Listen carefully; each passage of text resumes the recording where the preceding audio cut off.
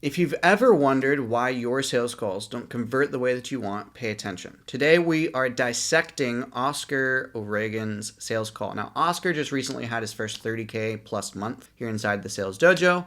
And today we're going to walk through every small kind of micro move that he did that created trust, certainty, emotional leadership, but then also the places where maybe he could do a little bit better. And more than likely, these are some of the same adjustments that will help you turn from just an average rep into a sales savage. So grab a pen, grab a blanket, some popcorn, get comfy, lock in, and let's get into it. All right, let me pull this up here. Oscar, give us a little bit of background on this call, the offer, that sort of stuff. So this is a B2C offer that helps corporate individuals to build their own business and build an AI agency specifically. There's a 5K package, a 10K package, and a 25K package, which is a bit more done for you. Cool. Sounds good. And what about this call? What do you feel like went well? What do you feel like maybe didn't go well? Are there any specific areas that you want to take a look at? I think we had a great emotional connection through discovery, and I held a very strong authority frame of like why we should kind of let him kind of come in, and it worked with his personality profile. I Nice. think I could have maybe cut to the point a lot quicker in discovery. It was a decently long discovery. Okay. And as well as that, actually secured a commitment at the end because I did end up getting a partner objection. Classic. Okay. Sounds good. Well, let's take a look. What I'll do first is let's start at the end and let's see where things go. And then we'll come back to the beginning. So for those of you who don't know, my recommendation is always to start your call reviews at the end to figure out what is the moment that you kind of lost things and then work your way back from there. So we got a partner objection. Let's see if we can find relatively where that is. Oh, tonight. Okay. And then maybe me and you can catch up tomorrow morning or just some point tomorrow. From this point forward, Joshua, let's talk kind of next steps. So of course, like you're wanting, when it comes to you, from speaking with you on how like, I'm not truly gonna say like on how like authentic you are in how you communicate. Okay, let's go from the close forward. Gotcha. What makes you say that? 1 to 10. Sure. All right. Yeah, of course. I can send you notes. I can send you this PDF. I guess like obviously we're a little over on time. I've got another 10 minutes or so here, but just can you guys hear this, by the way? I guess pick your brain on where you're at a little bit further. Like aside from talking through things with your partner, do you have any other concerns on this kind of a partnership or any other hesitancies or red flags on your end that can come to mind? Okay, let's find where the partner objection actually came up. I'd love to have some objections. Did he say beforehand, Oscar, like that he was going to talk to his partner, or was that at the close somewhere? I'm not 100% sure where it came up. I think it looks like you're pitching here, and I don't see any mention of a partner, but then you just mentioned, aside from speaking to your partner. So it sounds like maybe it was something that came up in discovery. Yeah, it could have done. Okay. Well, let's just keep going then. But aside from talking through things with your partner, do you have any other concerns on this kind of a partnership or any other hesitancies or red flags on your end that can come to mind? Solid. I'd love to have some objections for you, but you have a pretty fantastic model set up. I don't have a lot of concerns. I just want to get it moving. Sure. I guess like on a scale of 1 to 10, where would you say you're at? Like 1 being, we would never do it in a million years. Sounds terrible. 10 being like you're reasonably certain this could be a pretty good option for you. Where would you say you're kind of at 1 to 10? Yeah, I mean, I think I'm pretty ready to move forward with it. Honestly, if it's something that you guys are okay with. I'm kind of a take action person. I don't like to talks and conversation about it. I just want to get moving. Sure. Gotcha. Okay, so let's pause it here just real quick. I'm going to open up to the peanut gallery. What are we seeing that Oscar's doing well so far? What are green flags? Not everyone. I noticed that how he framed it. It's like 1 being not in a million years, 10 being you're reasonably certain. Yeah, very good. Why is that a good thing, Yemen? Well, it's because they're more likely to say, well, it's like they don't have to be 1,000,000% certain. A decision. Yeah, reasonably certain. They're definitely not a 1. Like that's framing it as okay. Well, no, it's not like a not in a million years thing. Reasonably certain. Okay, yeah, 9 or 10. Fantastic. What else? Great pressure. The pressure release on the kind of like laughing a little bit when getting the 1 out of 10 and talking negative. Like never in a million years would you do this. Solid. Good little pressure release. Alberto, did you say tonality? Yeah. Solid. Could you say isolating the wife objection early? Yeah, for sure. Aside from speaking to your partner about this, is there anything else? Any other red flags? Fantastic. Anything else that you guys see? He's doing well. Very neutral. He's not getting like happy. Yeah, very neutral. I would say, just based off of this guy, I haven't seen the rest of the call at all. But from his energy, I may go a little more positively energized. Well, I because like your process that it's built. Like he's clearly leaned in, he's smiling. He's a little fidgety, which I would be aware of like just a minute I ago. don't like to have a lot of toxic. Yeah, I mean, I think So like he's messing with his I'm glasses, pretty ready he's to looking move around, forward he's with it, looking honestly. down, It's something that you moving guys in are his okay with. chair, moving his arm. Like he's I'm very kind of a take readjusting his posture. So can tell that there's a little bit of nerves there for sure. But he is relatively smiling. So Oscar, I might just bring up your energy a little bit on this. in person. I hope. You're very good at that neutral, kind of consultative, just mirror kind of energy, if you will. But I would try to match him a little bit more because that will help you, especially with partner objections. Because one of the biggest things to point out here before we move forward is humans are naturally a bit skeptical. We've learned to be skeptical, and it has served us in the past. Every single one of us, right? We can probably all think of a time in the past where we made a judgment about something and it was right and it saved us some headache, right? Am I the only one? You guys know it? Okay, cool. Just making sure you're following along. Now, if that's the case, then anything that is coming from outside of ourselves is foreign and therefore subject to what's called our critical factor. So let's say, I'm talking to Yusuf, right? Yusuf, if I told you right now the sky outside is purple, would you like genuinely believe me, or you'd think that I was messing with you? Yeah, probably high. Yeah, exactly. Probably on shrooms or something, right? But if I ask you, hey, Yusuf, what color is the sky outside your window right now? And you told me, would you have any hesitations? Would you have any reason to not believe your own eyes? My facts make more sense to me, yeah. Exactly. That's why like question-based selling, you guys, is a really big thing. But it's also the reason that mirroring works. Has anybody heard of mirroring before? I don't think this is a new concept. Alberto, I see you nodding your head. What is mirroring? Can you explain it? You don't have to go too deep, but basics. Yeah, so with mirroring, it could be like the nonverbals as well, like the way that you're presenting yourself in front of the other person and making the person feel comfortable because you feel like you're in unison.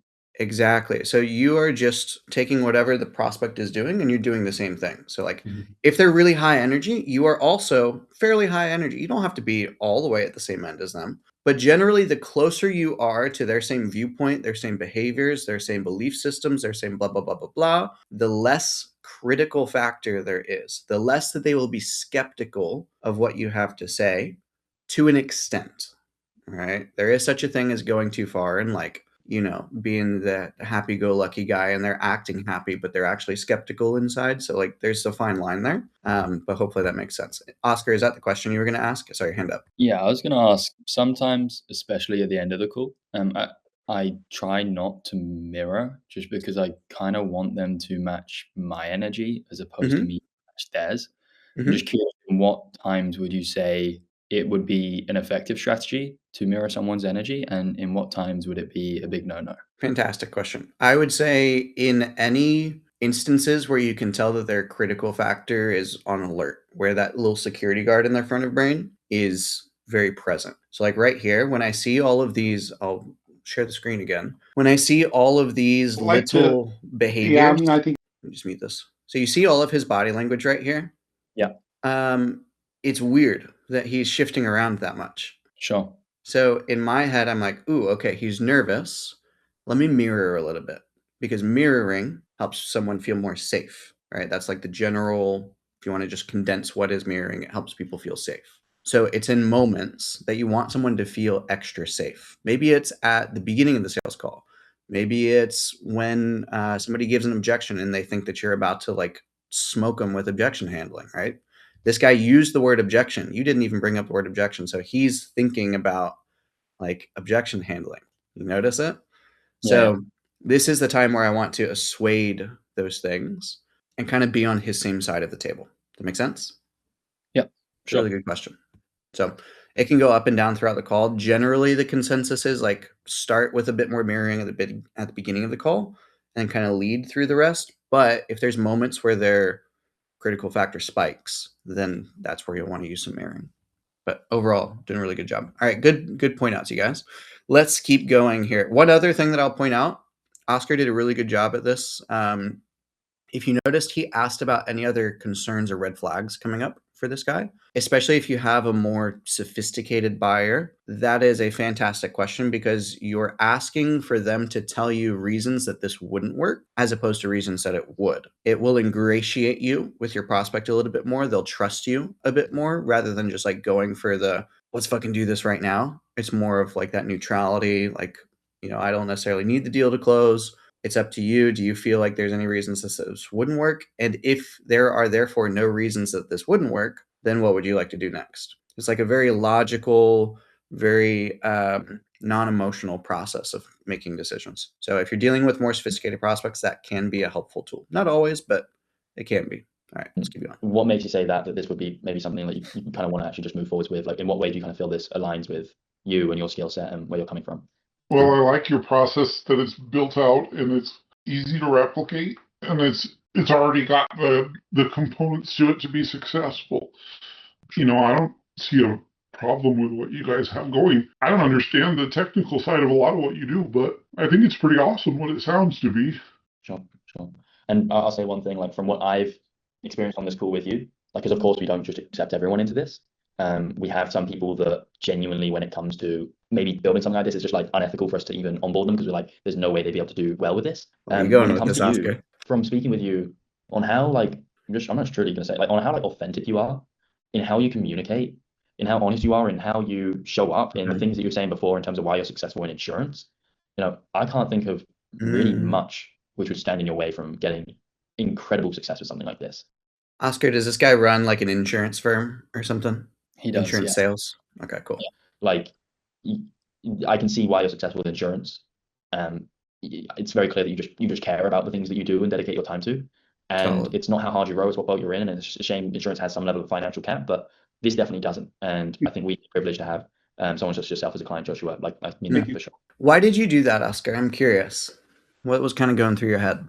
I played the authority frame quite heavily in the discovery, where he really, really started to sell himself. And during the temperature check, he said basically 10 out of 10, if you'll let me in. And I think there was just some insecurity. And also I think he was definitely some level of a like acceptance type mask.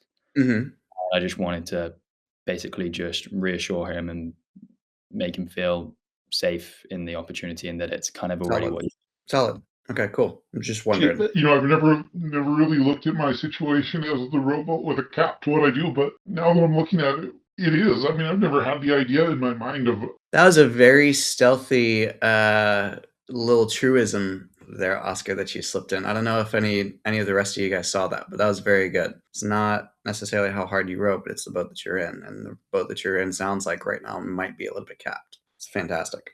It was a little overt when you went to like AI doesn't have a ceiling or it doesn't have a cap. I might have left that out a little bit, but overall, you did a good job. I've never had the thought in my mind of it's possible for you to be a millionaire. I guess I've never really. I just kind of have landed in a reality where I make a better income than most people in America. Like, I'm on the higher end of annual incomes, but I've never really looked at the possibility of that being able to uncap itself. So it's kind of exciting. Yeah, I mean, for sure, 100%. Yeah, that's really cool to hear. And it's not how hard you row, it's what boat you're in, right? You know who said that? Warren Buffett. It was Warren Buffett, one of the richest guys in the world, right? It's okay. You I'm going to skip forward a little bit. Will you be? Is Just there quick. anything else just so we're on the same page? Aside? Yep.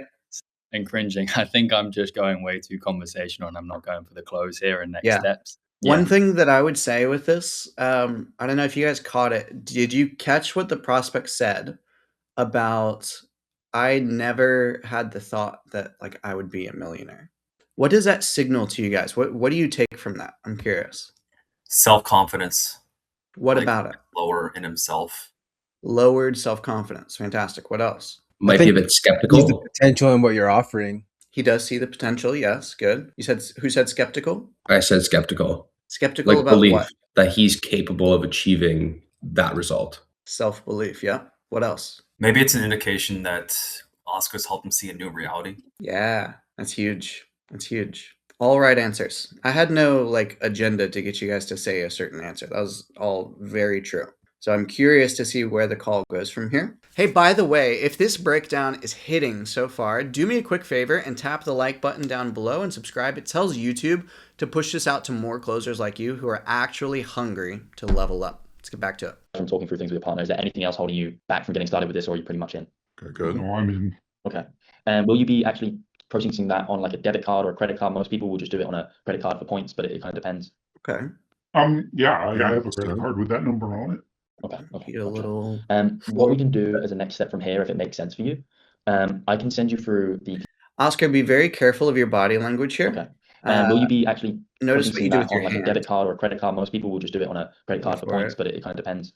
Yeah, I have a credit card with that number on it. Okay, gotcha.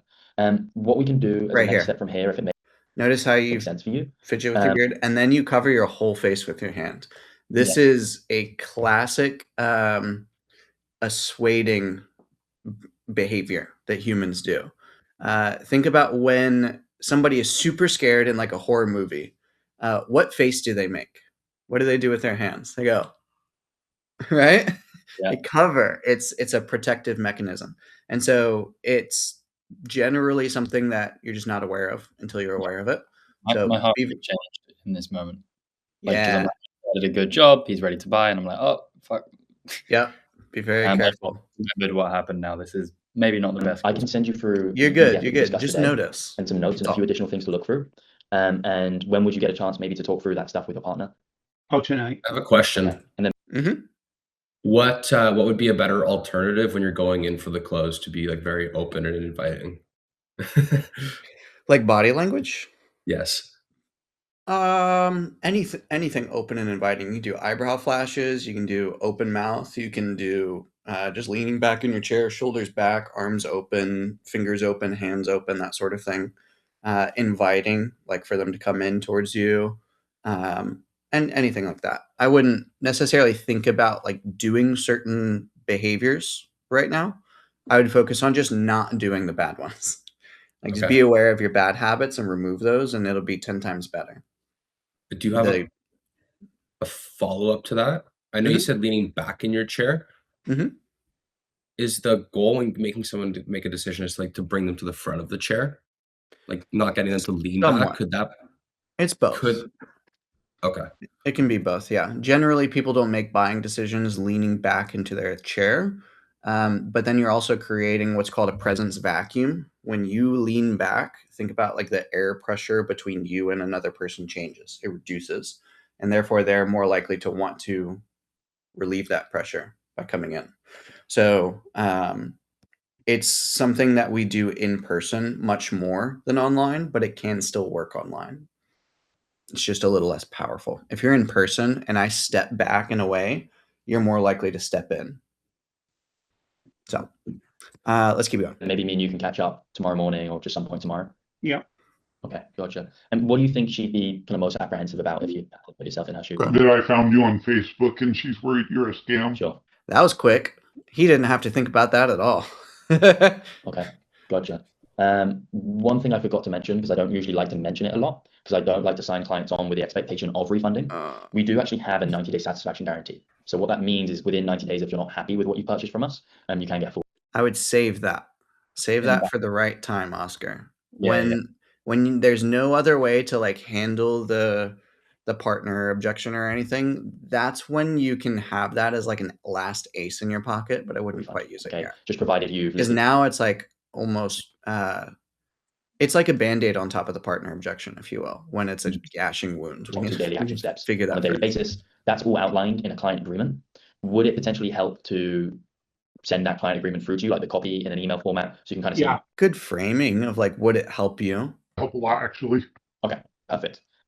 I wouldn't use that as the thing to send them, though. Okay, so we're good. I can see your face, Oscar. I know. We'll move onwards from this. So, what do you feel? What do you feel like you should have done in that moment, Oscar? Because I know you know. A down payment. I reckon either a down payment or just gone for the close. Yeah. How would you go for the close if you were to relive the moment? So I think I would have started with the same type of question. Which one? partner be most apprehensive about? Mm-hmm. And then, like you said, I would have just commented on, "Oh, wow, you said that pretty quickly," Uh-huh. and just seen what he said, and maybe he was like, "Oh, I've bought a lot of this stuff before, all of that stuff." Uh-huh. From there, just get the logistics of like if it's actually like if it's like a need, like does he need to speak with his partner and like that's just how it's got to be done, Yeah. or if it's just going to be like a nice to have, Okay. and then gauging that level, just do a bit more discovery on it, a bit more like clarifying around what he means by like talking to his Mm-hmm. partner, and then gauging that, either go for a deposit or like the full on close, I'd say. Okay. Understood. So if I'm just kind of like simplifying all of that, you're saying either just like fucking go for it, Yes. and just get rid of the partner objection, or go with the partner objection and see what dollar amount makes sense for him to do here. Is that about right? Yeah, just get Okay. more Cool. get more clarity on it. I didn't have a lot of clarity to play with on the partner objection. I knew it was Yeah. there. I think possibly it came up way earlier in the call, and I just kind of Yep. accepted it Yeah. and I would didn't agree. challenge it effectively. I would agree. It can be really easy to just like let it come up earlier in the call and then like think to yourself that you'll deal with it later, but then later on you're already like in the mental headspace of going down that path. Like I know I've done that tons of times myself where I'm like, okay, just leave that for now. I don't want to deal with that at the moment. Let's deal with all the important stuff and then we'll focus on that at the end. But then by the end, you're already like in that neural pathway, if you will. You're in that trench pretty deep. And so it's a lot harder to get out. And the prospect is even more in that trench as well. So we'll go back to that moment in a second when he brought up his partner and see what kind of happened.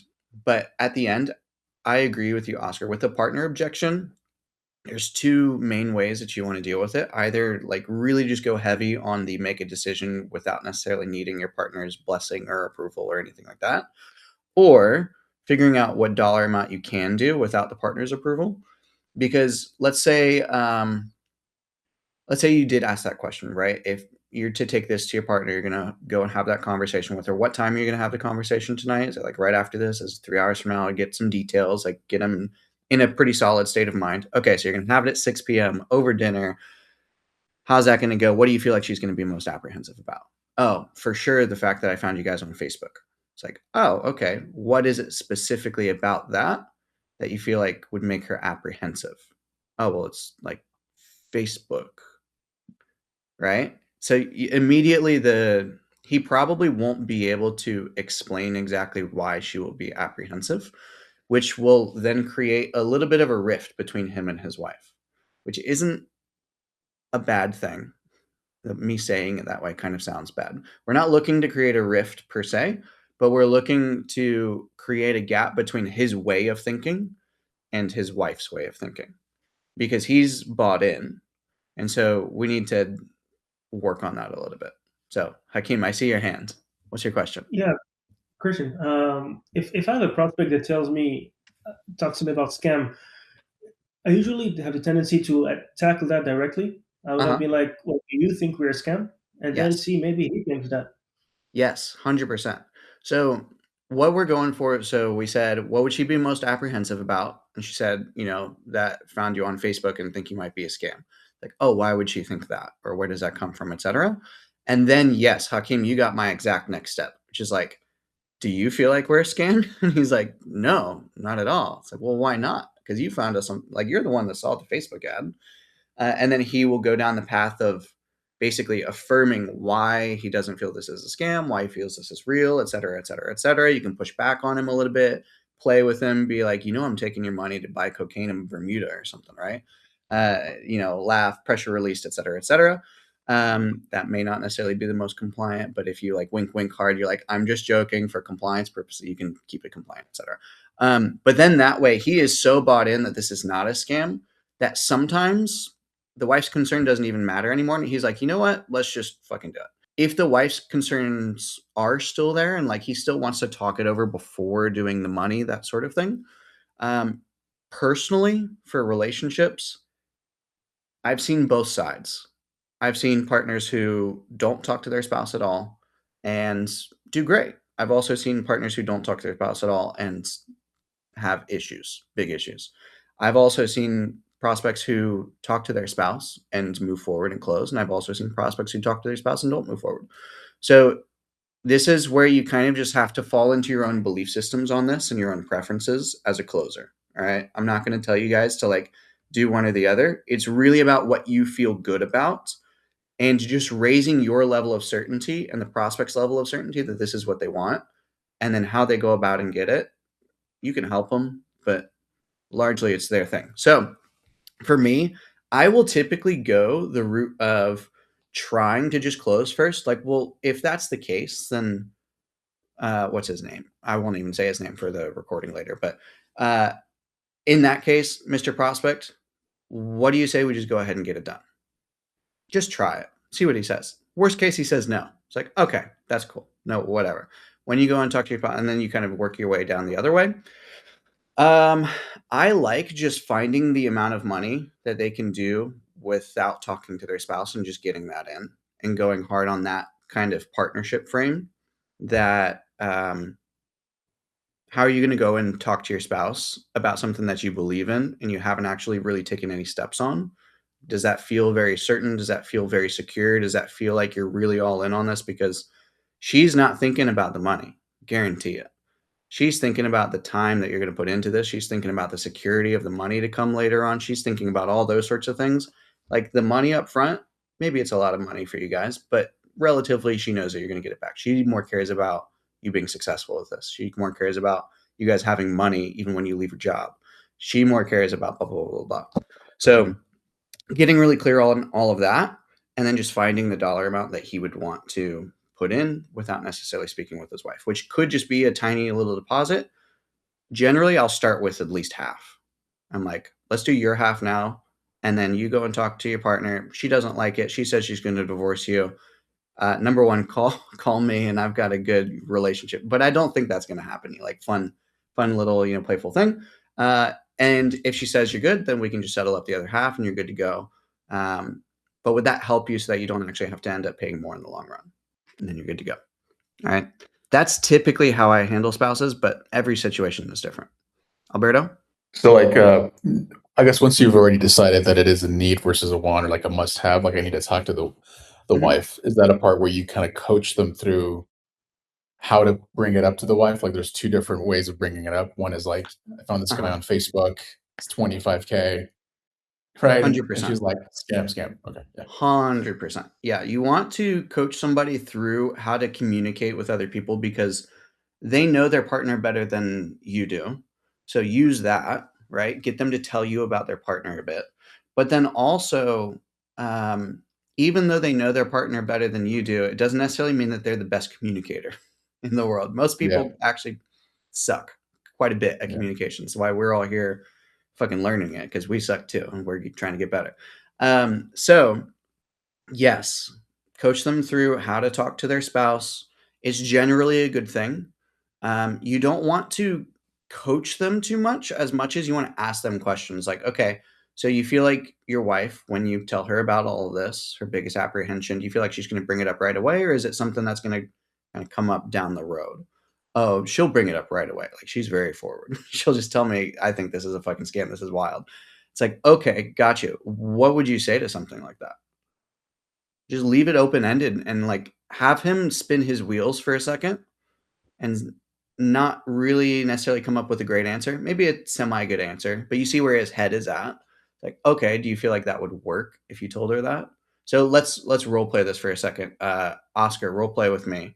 And you're the husband. So like, okay, what do you feel like her biggest apprehension on something like this would be? Well, it came from a Facebook ad. What do you mean?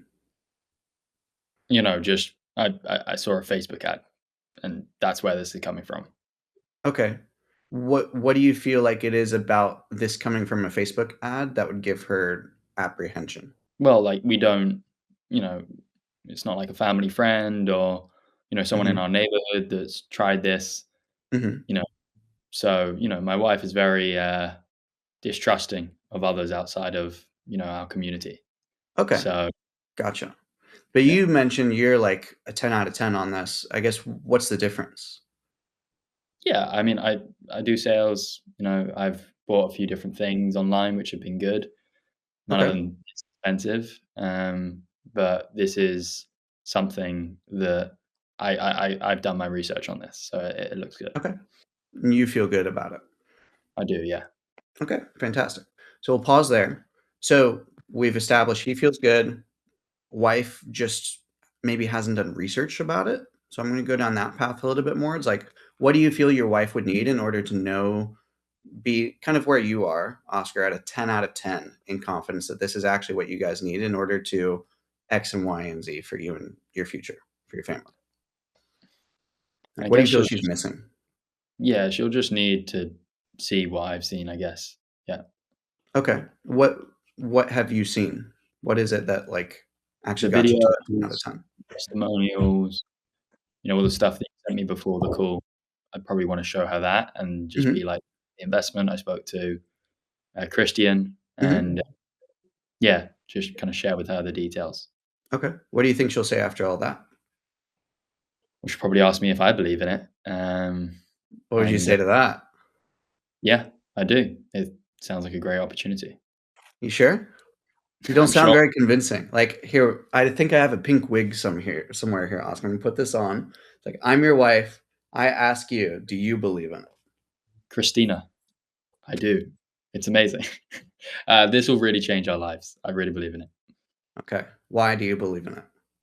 Are you sure you can do it? I am, yes. Okay. Cool. And I'll take off my pink wig. It's like, all right.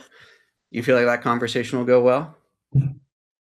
Yeah, I think it will go well. I think it'll go very well. It will just be having it, getting her support, and then I can do that tonight. All right. You can future pace from here if you want to. It's playing with a little bit of fire, but some people will respect it. You got to read the prospect, read the room, and say, what if she says no?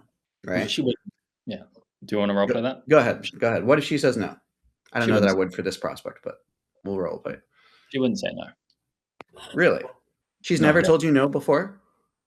You weren't like, hey, babe, I want to get a Ferrari, and I'm going to go and buy that now. And she's like, no, you're not. I see what you're saying. Maybe if she's, I guess, in a bad, but eventually she'd say yes. Yeah. Okay. Eventually. Yeah. Okay. So that's one of those. It's like, I don't know that I'd necessarily go for it. I don't know that I'd ask that question to that guy. If you are talking to somebody who is very alpha, who's very like 100% sold on this, like, he's going to go and talk to her and he is 100% confident she's going to say yes. That's when I would ask no. That's when I would ask about the no. This guy, I'm not 100% confident. It's like, for you, Oscar, I know that you know this. It's like the difference between acceptance and significance masks, like the difference between pity and power. Like, one of those is in very bulldog energy. One is like, get shit done. It's going to be hard. Fuck it. Like, balls to the wall, change life, big shifts, fast mover, that kind of person. But then other people are a little more timid. Other people are a little more approval seeking. Other people are a little more, let's take the safe road. Let's make sure this works. Those people, I'm not going to ask, what if your wife says no? Unless I'm trying to coach them through it. That's the only reason that I would do it. If I'm afraid that their wife will say no, and I'm afraid that they're not going to be able to have that conversation, I'll do that. But generally, I'm not going to go for that. If the personality is a lot stronger, a lot more forward, a lot more direct, then yes, I'm going to challenge them because they're going to push back against that challenge. Does that make sense? Yeah. I'm going to be like, well, what if your wife says you're a weak ass bitch? Like, he's going to be like, well, fuck her. I'm doing this. Right. Sure. Versus the other type of prospect, less so. Does that make sense? Yeah, that makes a ton of sense. Yeah. Okay, cool. Let's go back to earlier in the call real quick, and let's see if we can find. I'm just going to search in the transcript. It said partner or wife. Yeah, I don't know. Partner or wife. Structurally, when you come in, like the partnership, how that works. Let's go on to the next one. So probably not that one. Anything else we should know here in this partnership? Partnership, yeah. Let me try wife. what does his life actually look like? Like, what's the actual changes? Because now you're speaking like to 10 people a day. Like, let's just start with what. I mean, that's not who I aspire to be. I love the life I live currently. I love being at home when my wife and kids get home. I love being free to cut loose from work and go spend the rest of the day with them when they get home. Sure. You know, I love that my income provides for my boys to go to college. I love that my wife can work in a job where she gets paid crap, but she loves what she does. And she's able to do that because of the income that my job provides. You know, I'm able to provide for my kids to be in good colleges. My wife makes less than a third of what she should make, but she loves what she does. And I love that my income makes those things possible. You know, I don't want to be out on a cruise in Dubai every month. Like, that doesn't appeal to me. But I love what work does for me, in that it provides for my family to have a better life. So generally, I'm going to put a massive disclaimer on this. Generally, in all caps, generally, if somebody brings up something that specific out of the blue, it doesn't just happen. Like, it comes from somewhere. He has had that thought before, a cruise in Dubai. It's on our ads everywhere. Yeah. So like all of the ads are like cruises in Dubai and like, you know, that lifestyle. Okay. So he's saying that he doesn't necessarily want that lifestyle. But if I had to read into this, if this was the only clip that I got of this guy, I would say he wants the freedom to be able to do that. But just having the freedom, he probably wouldn't do it, even still. And this is speaking from my own experience as well, that like when I got into sales, I wanted the freedom to travel. But now that I have the freedom to travel, like it's a bit of work to get me to travel anywhere, because I just want to stay home. I enjoy my home. I have great things at my home. I have a tennis court. I have nice home. Why would I go and travel? I don't want to. It's a hassle. I don't care about seeing the world, blah, blah, blah, blah, blah. Same thing with this guy, I would imagine. Again, big disclaimer of generally on this, but if they bring up something, it is for a reason, and it's not necessarily, it's called a Freudian slip is what it's called. If you want to like Google it and do research on it, Sigmund Freud, Freudian slip is what it's called, where people will say what they mean, but as like an aside, as a takeaway, as a, I don't want that sort of thing. It's a big thing in psychology. I learned that like 2.5 years ago, I think. It's been huge. So let's keep going from here. You know, I don't want to be out on a cruise in Dubai every month. Like, that doesn't appeal to me. Every month. But I love what work does for me, in that it provides for my family to have a better life. You know, I'm not like a world traveler. I don't aspire to ever be that guy that's motivated by the next trip or anything like that. I like working hard. Yeah. And enjoying my life. But he never answered like the question. Motivations then, like in building something new, what role would it play in your life? Would it just be a game of like, hey, this is something I can grow and it's something I can be excited about as a hobby, or what's it's not a hobby for me, no. Good. I'm glad you said that. What would like truly be the differences, if any, like that you could think of in terms of like end outcomes here? Well, so a way that you can frame this, Oscar, is this is something that takes time, it takes effort, it takes energy, it takes money, it takes capital, it takes all these things like mental capacity in order to make this work. And I don't want you to have to spend any of that if you don't have to. If you're completely happy with where you're at right now, then why would you invest all of that stuff in order to just get the same outcome that you have now?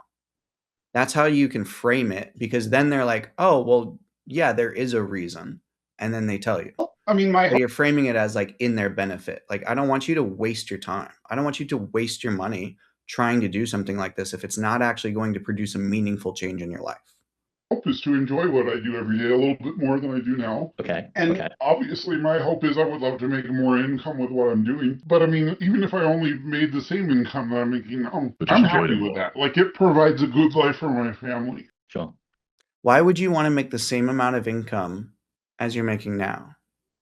Like, there is some context before this point. He's diagnosed with schizophrenia, and he's in a place where, sorry, not schizophrenia, I think it's Parkinson's or something like that. Parkinson's, okay. That checks out with all the fidgeting then. Yeah, which is why he's moving quite a bit. Mhm. And so there is a, unique amount of time that he's going to be able to continue to manage like 100 agents in an insurance thing. It's just like not There we sustainable. go. So even if you just made the same money in something which is online, more leveraged, that'd be good. But that's context. Yeah, but we got to get that here. Like this is the time to get it. I appreciate the context. That's good. It's helpful. But we got to get him to say that here. Like this is Well, I Make mean, it or my break hope it is to time. enjoy what I do every day a little bit more than I do now. Okay. And Okay. obviously my hope, like what does that mean? What does that look like? What does enjoying your day more than you do now actually look like, Mr. Prospect? It looks like boom, right? Paint me a picture. Because I'm not seeing it. I is I don't would get love it. to make more income with what I'm doing. But I mean, even if I only made the same income that I'm making now, But just I'm enjoyed happy it with more. that. Like it provides a good life for my family. What do you feel would change by making the same amount of income, but doing it in a way where you don't have to manage 180 agents at the same time? Like, why is that even important to you in the first place? What do you feel like that changes about your hour to hour of your day? Like, walk me through. What's the first thing you do in your morning right now, managing 180 agents? What do you do after that? What do you do after that? So you can kind of reverse the day in the life, if you will. If they're being really vague, Sure. getting them to talk about something that is very tangible, that is very real to them, can help them get out of the clouds and like put their 2 feet back down on earth. So like he's not really talking about what his ideal day would be. He's like, obviously, I'd like to enjoy my day a little bit more than I do now. Yeah. But what the fuck does that mean? I don't know. But if we say, okay, so you feel like you're not enjoying your day as much as you could right now, what is it specifically about your day that you aren't enjoying as much as you feel like you could?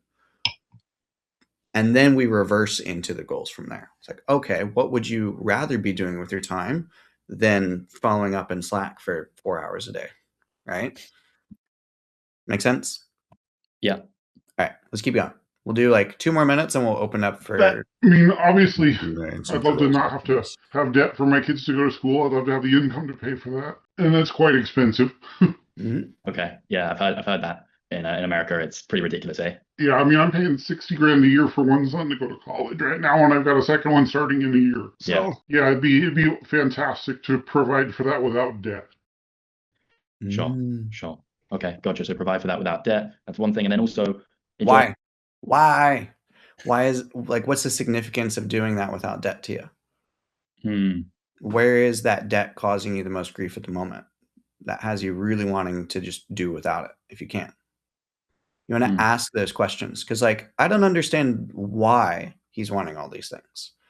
That's the next layer deeper for you, Oscar, is just when somebody says something, you need to understand the motivations behind it, right? I'll make it super clear. Let's do a drill here, you guys. I'm going to say something, and then I want you to put in the chat what you feel like I could mean by it. So I'm going to say, I like money. I want you to put in the chat what you feel like that actually means for me. Freedom. Good one. What else? What could I like money mean? What money looks like? What do you mean by that, Oscar? Security, yeah. Hey, real quick, comment down below this video. Do you want more videos like this that are call reviews and role plays and kind of just live sessions? Or would you rather more of just my boring dumbass talking head at you about some of these same topics? Whichever gets more votes, I will make my next video on that. The feel of money physically. Feeling it in my fingers, yeah? Could be. Control, yeah. Ego, yeah. What does ego look like?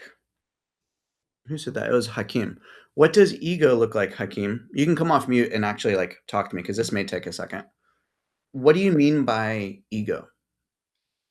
Well, for some people, the more they have, the more it nurtures their ego. Some people don't care. They can have $1 billion in the bank, doesn't care. When you say they have money, what does that actually look like though? So like right there, you mentioned $1 million in the bank. So like just having the money in the bank for them to look at when they wake up and not show anybody else, that's one form of ego. Maybe being able to tell people that they have a certain amount of money in the bank, maybe that's another kind of ego. What's another way that ego can show up with money? If somebody says, I love money.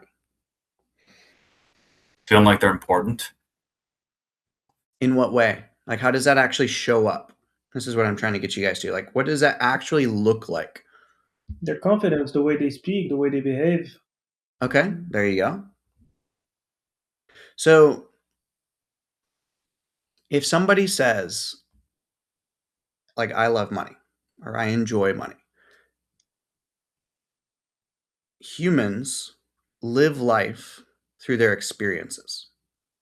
All right, that may sound really obvious, but I just want you to go with me for a second. Humans live life through our experiences. If we don't experience it, then we aren't living it. If I don't experience driving a Bugatti or whatever, right, then my life is not driving a Bugatti. Like, you have to experience it in order for it to be true for you. I need to know how this person experiences their love of money. If somebody says they want freedom, I need to know how they experience freedom or how they experience a lack of freedom. I need to know what it actually looks like today, yesterday, the day before, in their private life, in their public life. I don't understand. This person has 30, 40, 50 years of context that I don't have. So I need to know clear, tangible examples of everything. Like, if you want to really get good at sales, it's taking all of these values that people have. You guys know this. Like, when somebody comes on your call and you're like, what is it that you actually want from this? And they're like, financial freedom. The fuck does that mean? Right? Hakeem, what is financial freedom to you? It means so many things. What's Financial one freedom can thing? be to be able to pay for medical bills for someone. For Okay. example. Be able to pay for medical bills for someone. For who? Father-in-law, for example. Father-in-law. Okay, fantastic. Who else? What does financial freedom mean to you, Sasha? Certainty that all the bills are going to get paid for months on end. What bills? Rent, the car, the dojo. I like those bills. That's good. Who else? What does financial freedom mean to you? Blake, I haven't heard from you yet, brother. What does financial freedom mean to you? Ability to save money to invest further in myself. Okay. Invest further into yourself. What does investing further into yourself look like? What does that mean? Mentorship, expanding my YouTube team, experiences that'll help me grow as a person. There we go. All right. So we can keep going down layers of this, you guys, right? It's Dean Graziosi back in the day. I don't know if you guys have heard of this guy. He's Tony Robbins' business partner a long time. He's really good at what he does. But he has this exercise called 7 Layers Deep. And it's just an exercise of asking why to everything that somebody says, right? Have you ever heard like a little kid just constantly ask why to everything? That unbridled curiosity is what you need to develop for yourself in sales. The reason we lose deals is not because we don't know how to handle the objection. It's because we're not curious. It's because we assume. We think we know. We don't. Right? When I say, what does financial freedom look like to you? I can assume that it looks a certain way. That's only based off of my world, and that doesn't matter to the prospect. I need to know what financial freedom looks like to you. Why is that important? What does that look like? How would that affect things? Right? What's the significance of that, et cetera, et cetera. Just getting deeper and deeper. Let's do this just one exercise real quick. Who wants to volunteer to go a little deep for a second? All right, Yemen. Yemen, what does financial freedom look like to you? To just one day have a spontaneous thought of like, oh, fuck it, I want to go to Wichita, Kansas, and just do it. Wichita, Kansas. That's where you would go? For real? No. Where would you go? What does that look like?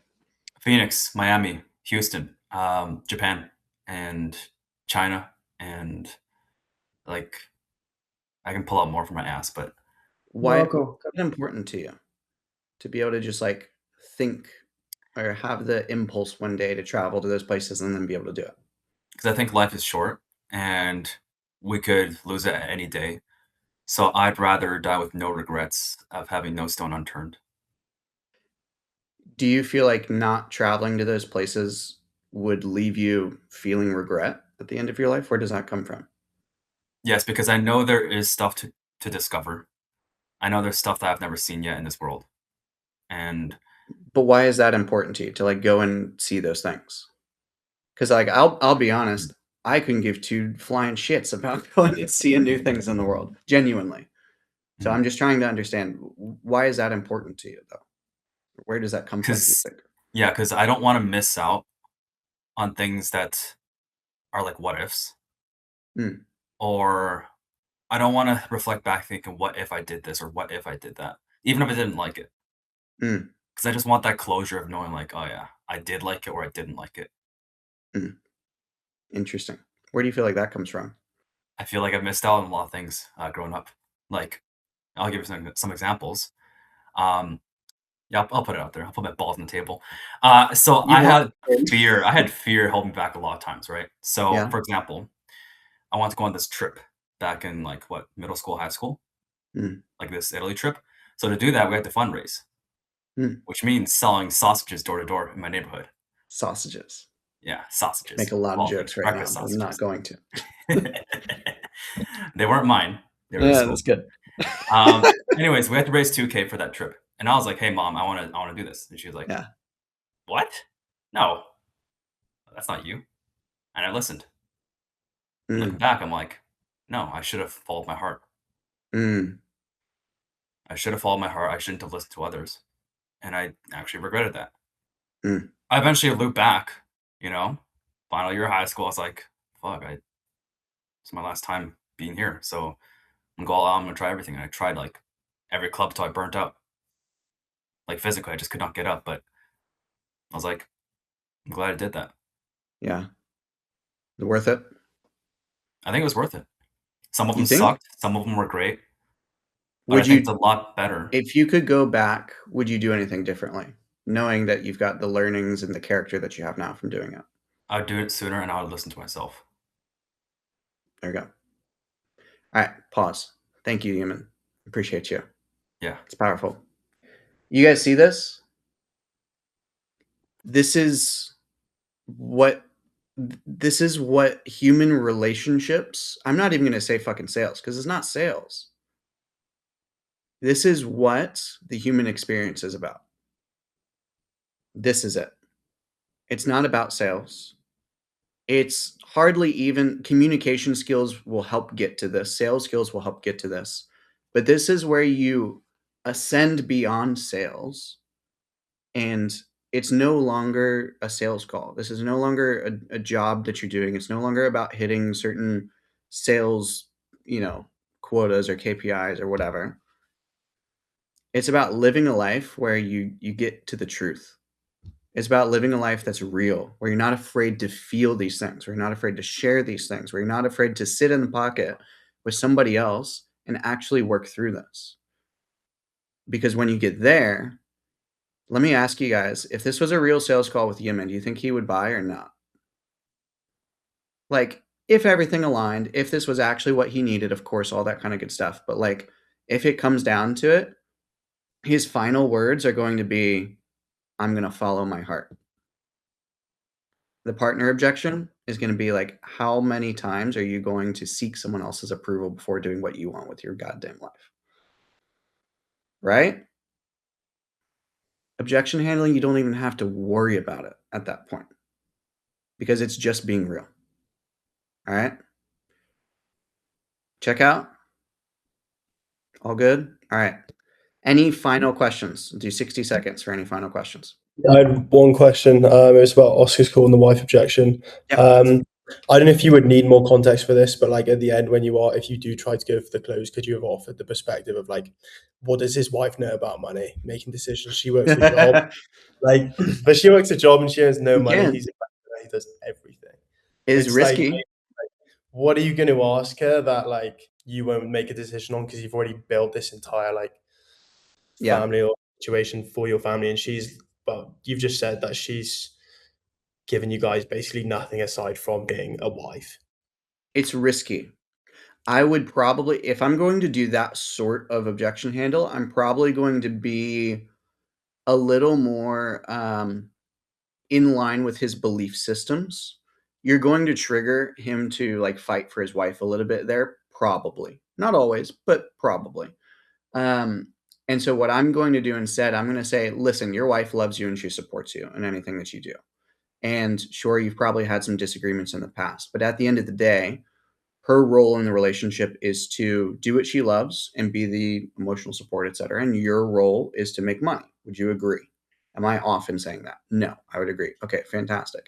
So you knowing your situation with Parkinson's, now that we know that as context, your situation with this disease that you have, what happens if it continues and you don't actually have the ability to get out of the insurance like you wanted to in time? So now it's threatened security, which he and his wife are united on. It's like, okay, so let's get that security in place. Like, let's actually build you a business where you guys can know that you're safe no matter what happens with things. You know that your family is safe no matter what happens to you, no matter if this gets faster or slower, progresses, if it stops. But you know that you and your family and your future are safe because you made the right decision when you needed to make it instead of waiting like everybody else. That's the way that I would go with that, because it's more of that united front rather than like, you know, I'm glossing over the idea that she is the emotional support and he's the moneymaker, but I use that to start, but then I bring those together at the end. Does that make sense? Yeah, it does make sense. But could you have pre-handled that when you mentioned the wife initially? And how would you have like quickly done that if you got 100%? That would take a long time to go through. Maybe I'll put through a loom in the dojo chat for that, because I got to go through more of the discovery to see where that moment happened, because I couldn't find it. It was just like the wife kind of came up in day of the life. So yeah, that's what my interpretation is. Like, you don't want any objections at the end. You want to destroy them there and then. Depends. Objections are generally harder to overcome than obstacles. I call objections before the price drop obstacles, and they're a lot easier, but it doesn't necessarily mean that you won't get objections. So you got to just learn how to do both. Yeah. Good questions. All right, you guys, I want to bounce. We're over. All right. Enjoy your day. Appreciate it. See ya. Now, if you want to keep leveling up and not just fixing more mistakes, but becoming the sales rep that people want to hire, everything that you need is inside the Sales Dojo. Down at the link below in the description, you get the community, you get the training, the call reviews, the placement pipeline, all in one place. But you see, the problem is most people just wait until they feel ready. But the ones who actually win at sales just step in and they let the environment pull them forward. So check the link, hop in, and see for yourself completely free how quickly things shift once you're in the right room.